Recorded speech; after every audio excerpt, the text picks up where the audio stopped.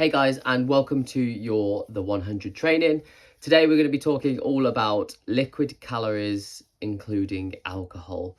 Now, last time obviously we touched on alcohol as a potential fourth macro, and we're just going to dive into a little bit more around kind of liquid calories in general, and also how alcohol can really bump up the calories more than you might think, and what we can potentially do to try and navigate around it, because if we enjoy a beer, you shouldn't be going without it. Now, first off, the first thing to consider with liquid calories is the ease with which we can consume them. One of the best examples is a regular latte cappuccino style drink from coffee shops. We all like to dip in and have a coffee now and then, and that is completely fine, but we have to consider the impact that that has towards our calorie total. A regular latte or cappuccino, medium size, typically you're looking north of 130 140 calories. If you add in syrups that aren't 0 calorie, you can add it up even more.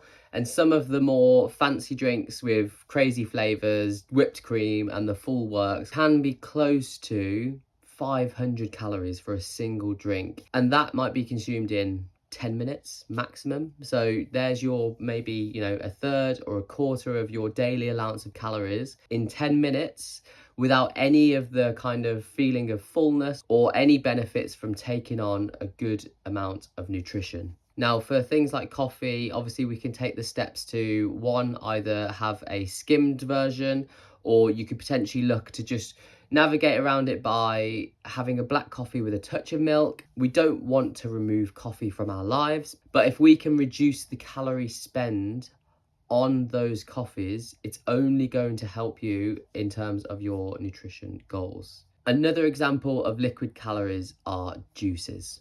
Now, this is where some people kind of get a little bit lost, because we are always thinking that juices or, pure fruit juice is going to be healthy. You can get lots of nutritious value from it in terms of vitamins, minerals, all that kind of stuff. But what we do when we make these fruit and veg shakes is we make it a lot easier and a lot quicker to consume the same amount of calories.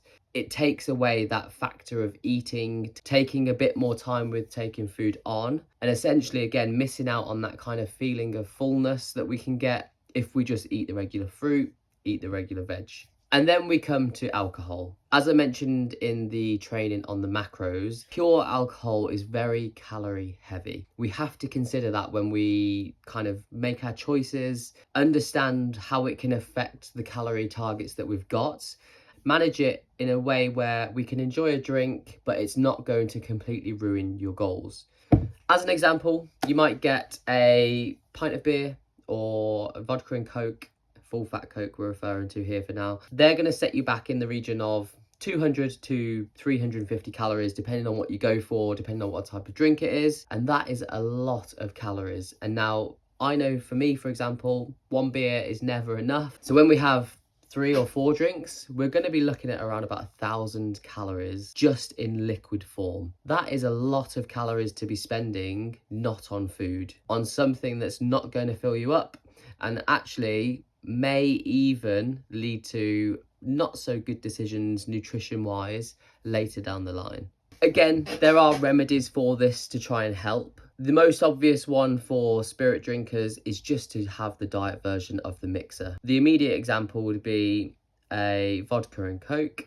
If you have the full fat version of Coke, that drink's going to set you back around about 180 calories. If you remove the Coke, that's now only going to set you back 80 calories. So it's a huge difference, which would in turn allow for a little bit extra in terms of your calorie intake. Where it gets a little bit more difficult, if you're a drinker of beer or cider or wine, you may need to consider other options like adding in a drink between each glass or each pint. You'd probably feel pretty surprised that it doesn't feel too different in terms of actually drinking. But again, you will spend less calories because you're spreading out that time that you're having these liquid, easy calories, and extending the time to, instead of it being what would take the time to be 3 drinks, it's now going to be 6. However, every other drink might be a diet drink or a glass of water.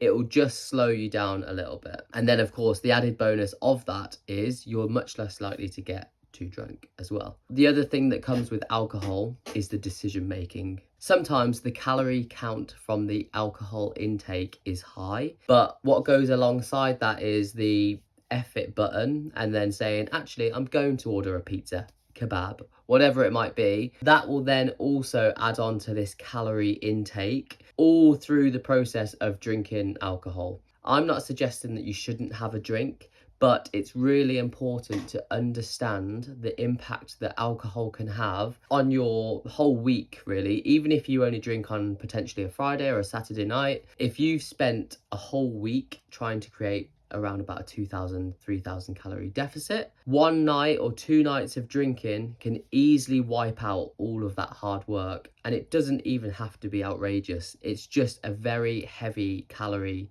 thing to be doing that we need to be aware of. It's important to also enjoy things along the way on your journey.